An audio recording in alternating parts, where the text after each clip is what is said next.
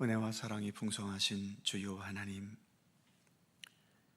택하신 자를 버리지 않으시며 언약하신 것을 변경하지 않으시는 성실하신 우리 하나님이심을 믿고 신뢰하기에 오늘도 주님께 우리의 모든 생애와 삶을 의지하고 의탁하며 주님의 선하신 뜻을 따라 살아갈 수 있기를 원합니다. 저희들의 믿음을 더욱더 굳건하게 하시고 항상 주님을 향한 우리의 믿음의 발걸음이 흐트러지지 않도록 매 순간 저희들을 도우시고 인도하시기를 원하옵고 기도합니다. 오늘도 하루를 시작하며 하루의 삶의 주인이신 주님 앞에 먼저 머리 숙이오니 오늘도 주님의 크신 사랑과 은총의 손길로 저희들을 지키시고 인도하여 주옵소서. 감사드리며 예수님의 이름으로 기도드립니다. 아멘. 찬송 461장입니다. 461장.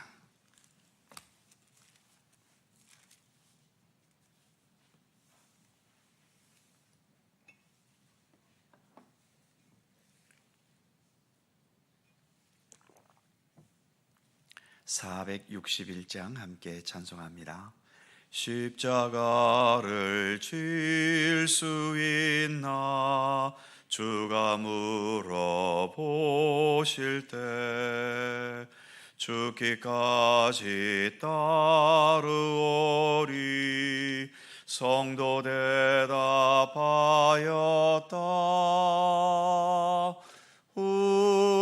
우리의 심령 주의 것이니 주님의 영상 만드소서. 주인도 따라 살아갈 동안 사랑과 충성 늘 바치오리다. 너는 기억하고 있나 구원받은 강도를 그가 회개하였을 때 낙원 허락받았다.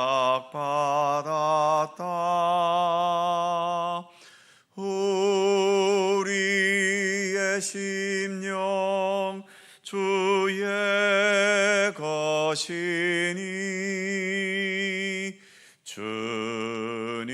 주님의 영상 만드소서. 주인도 따라 살아갈 동안 사랑과 충성 늘 바치오리다. 걱정 근심 모든 그늘 너를 둘러 덮을 때 주께 내 영 맡기겠나 최후 승리 믿으며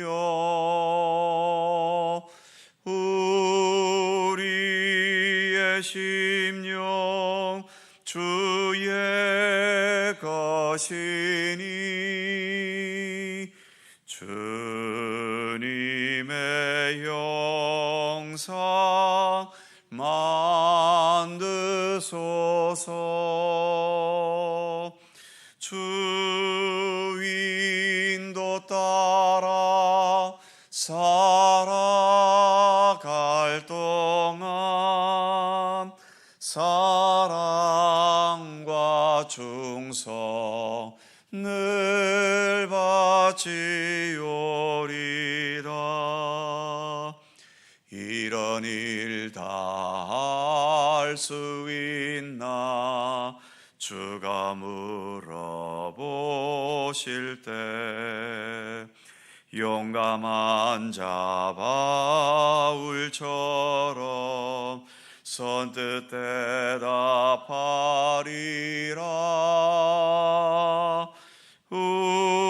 우리의 심령 주의 것이니 주님의 영상 만드소서. 주인도 따라 살아갈 동안 사랑과 충성 늘 바치오리다.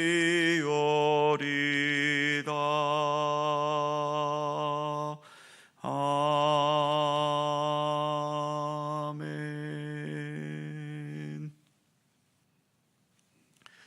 베드로후서 3장 14절입니다. 신약 387면 베드로후서 3장 14절에서 마지막 18절까지의 말씀입니다. 한 절씩 교독하지요. 제가 먼저 14절 읽습니다. 그러므로 사랑하는 자들아, 너희가 이것을 바라보나니 주 앞에서 점도 없고 흠도 없이 평강 가운데서 나타나기를 힘쓰라.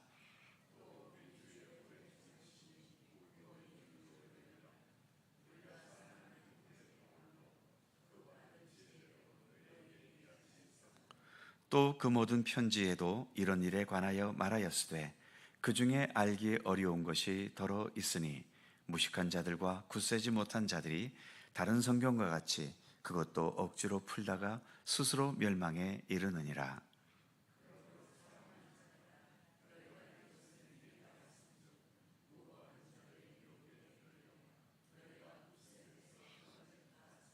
다 같이 오직 우리 주 곧 구주 예수 그리스도의 은혜와 그를 아는 지식에서 자라가라.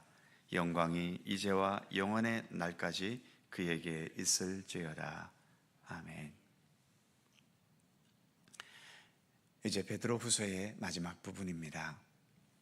마지막에 이르기까지 베드로는 이단 종파나 또 왜곡된 신앙을 가르치는 자들의 유혹에 빠지지 않기를 계속 당부하고 있죠. 그만큼 이단 종파의 문제가 심각했었음을 말해주는 것이기도 합니다. 15절 후반부에 이런 말이 있죠. 우리가 사랑하는 형제 바울도 그 받은 지혜대로 너희에게 이같이 썼고, 16절 또 그 모든 편지에도 이런 일에 관하여 말하였으되 그 중에 알기 어려운 것이 더러 있으니 무식한 자들과 굳세지 못한 자들이 다른 성경과 같이 그것도 억지로 풀다가 스스로 멸망에 이르느니라. 여기서처럼 이단 종파에 빠진 자들을 무식한 자들과 굳세지 못한 자들이라고 표현합니다. 이단 종파들이 오히려 성경을 더 많이 아는 것처럼 행세하지만 참된 구원을 위한 말씀에는 무식한 거죠. 구원의 참된 본질의 말씀에는 무식하고 거기에다가 말씀들을 본문의 표현처럼 억지로 왜곡되게 풀어내려다가 결국은 구원이 없는 멸망에 이르는 비극을 당하게 되는 겁니다. 그리고 그렇게 이단 종파에 빠지는 이유는 굳세지 못하기 때문이지요. 예수 그리스도 참된 본질을 받아들이고 그것을 견디는 믿음의 체력이 되지 않기 때문에 이단 종파의 달콤한 유혹에 빠져드는 겁니다. 그렇기 때문에 이단 종파에 빠진 자들이 겉으로는 아무리 열심을 내는 것처럼 보여도 결국 영적으로 신앙적으로 굳세지 못하기 때문에 그렇게 되어버리는 거죠. 우리 하나님은 우리 인간의 말이나 논리로 다 설명될 수 없는 분입니다. 그리고 하나님은 본질적으로 하나님을 내 입맛에 맞출 수 없는 분이시지요. 아무리 우리가 주님 앞에 기도한다고 해서 하나님을 내 입맛에 맞게 움직이게 할 수는 없는 겁니다. 예를 들면 우리가 구원의 확신을 강조할 때가 있는데 구원의 확신이 중요한 건 아닙니다. 그것보다 더 중요한 것은 예수 그리스도를 바르게 알고 믿는 것이 훨씬 더 중요하고 본질적인 것이지요. 그런데 일부 이단 종파에서는 구원의 확신에 더 중점을 둡니다. 그러다 보니 구원의 문제에 약한 사람들은 예수를 믿기보다도 나의 확신을 더 믿으려고 하게 되지요. 구원파 같은 이단들은 바로 이런 점을 노리고 있는 겁니다. 그러나 내가 구원받는 것이 나의 확신으로 말미암는 것입니까? 구원은 예수 그리스도로부터 비롯되는 겁니다. 설사 내가 구원의 확신을 제대로 갖지 못했다 하더라도 내가 예수 그리스도를 진실하고 바르게 알고 믿게 된다면 비록 구원의 확신은 약해도 거기에는 구원의 은총이 분명히 있습니다. 하지만 내가 아무리 구원의 확신을 가졌다 하더라도 나를 구원하시는 예수 그리스도에 대한 바른 믿음이 아니라 왜곡되고 진실하지 못한 믿음일 때 아무리 내가 확신을 가졌다고 자부해도 거기에는 주님의 구원이 이룰 수 없는 것이지요. 어쨌든 마지막까지 베드로 공동체가 가르치는 참된 복음과 참된 말씀의 뿌리를 굳게 내리고 그래서 왜곡된 진리로 미혹하고 유혹하는 다른 손길에 조심하고 유의할 것을 마지막까지 당부하며 또 당부하고 있는 거지요. 그러면서 우리가 바른 믿음을 지켜가기 위한 현실적인 권면들을 몇 가지 주고 있습니다. 14절을 보면 그러므로 사랑하는 형제들아 너희가 이것을 바라보나니 주 앞에서 점도 없고 흠도 없이 평강 가운데서 나타나기를 힘쓰라. 점도 없고 흠도 없이 이럴 수 있는 유일한 방법이 어디에 있을까요? 점도 없고 흠도 없는 것은 내 노력만으로는 결코 되지 않습니다. 오로지 예수 그리스도의 보혈의 은총을 전적으로 의지할 때만 가능한 일인 거죠. 내 점과 흠을 지울 수 있는 것은 예수님의 보혈의 은총뿐이고 나에게 이러한 점과 흠이 생기지 않게 해줄 수 있는 힘도 결국 예수님의 십자가의 보혈뿐입니다. 그래서 우리는 예수 그리스도 중심적인 십자가 중심적인 복음에 굳게 서야 하는 거죠. 그리고 더 나아가 평강 가운데서 나타나기를 힘쓰라고 말씀합니다. 내 자신도 하나님과 평강해야 하고 더 나아가 나의 이웃들과도 평강해야 합니다. 잘 다니던 교회에서 이단 종파에 빠지는 가장 많은 이유가 무엇일까요? 교회에서 평강하지 못하기 때문입니다. 교회에서 이런저런 상처를 받았다든지 위로를 받고 싶은데 사람들이 관심을 가져주지 않거나 오히려 외면시켜버린다든지 근거도 없는 소문에 시달리게 된다든지 아무도 내 편에 서주는 사람이 없을 때 그리고 교회가 평화롭지 못하고 늘 분쟁과 다툼과 편가르기와 서로를 향한 비난과 조롱이 있을 때 달콤한 말과 분위기로 유혹해오는 이단의 손길에 쉽게 넘어가 버리게 되고 마는 겁니다.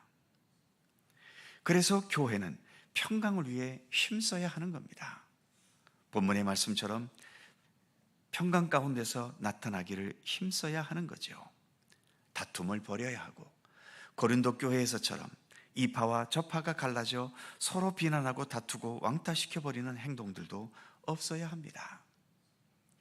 어차피 교회라는 곳은 죄인들이 모인 공동체 아닙니까?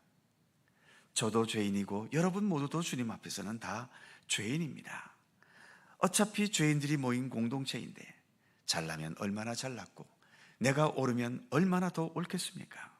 반대로 상대방이 잘못했으면 뭘 얼마나 잘못했겠고 상대가 못나고 부족하다면 얼마나 못나고 부족하겠습니까?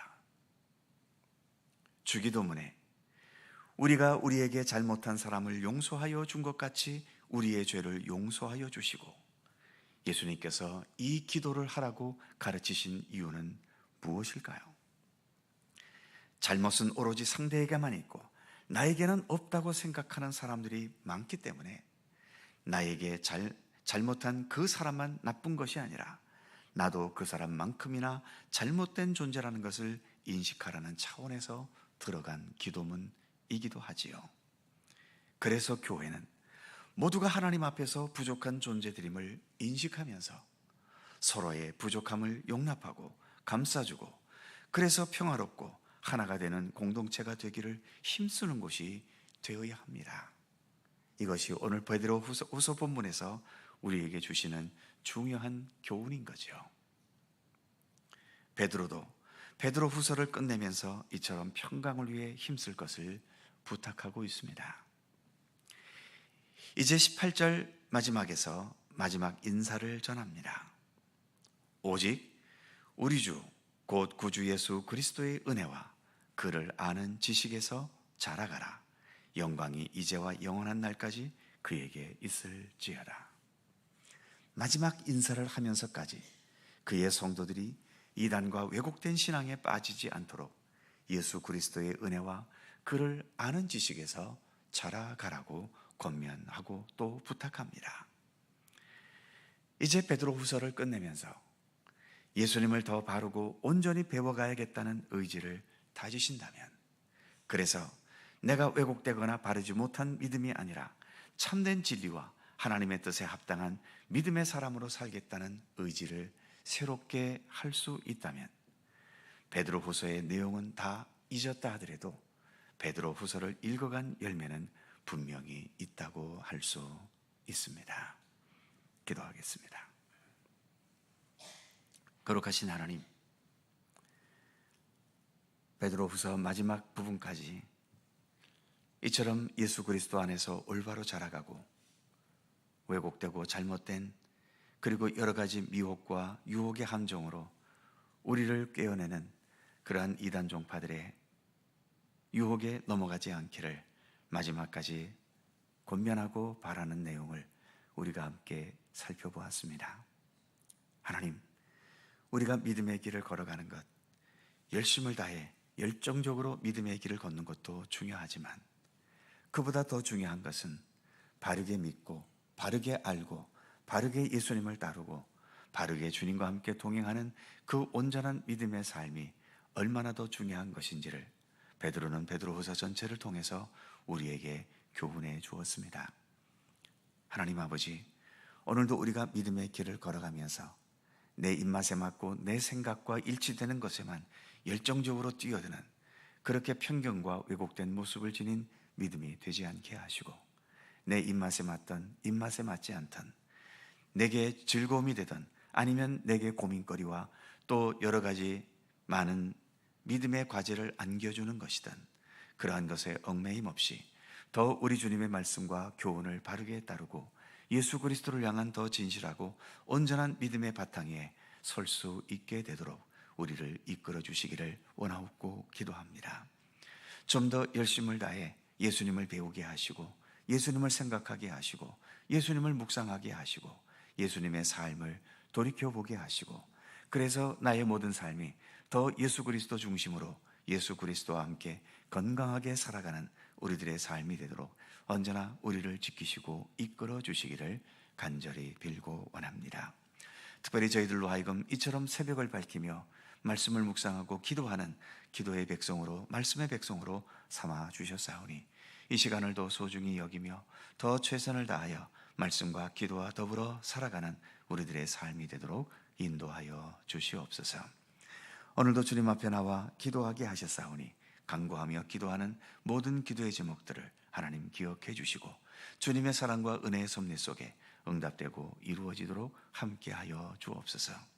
늘 기도할 때에도 나의 소원과 나의 원하는 것이 내 뜻대로 이루어지기보다도 오로지 하나님의 선하신 뜻대로 이루어지기를 더 바랄 수 있는 믿음의 중심으로 기도할 수 있는 우리들 되게 하여 주시옵소서. 오늘도 새날을 주셔서 감사합니다.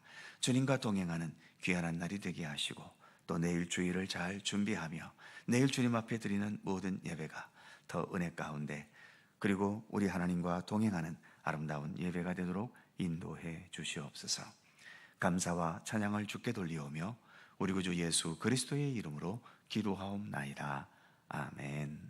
하늘에 계신 우리 아버지, 아버지의 이름을 거룩하게 하시며 아버지의 나라가 오게 하시며 아버지의 뜻이 하늘에서와 같이 땅에서도 이루어지게 하소서. 오늘 우리에게 일용할 양식을 주시고 우리가 우리에게 잘못한 사람을 용서하여 준 것 같이 우리의 죄를 용서하여 주시고 우리를 시험에 빠지지 않게 하시고 악에서 구하소서. 나라와 권능과 영광이 영원히 아버지의 것입니다. 아멘. 함께 기도하시고 자유롭게 돌아가시겠습니다.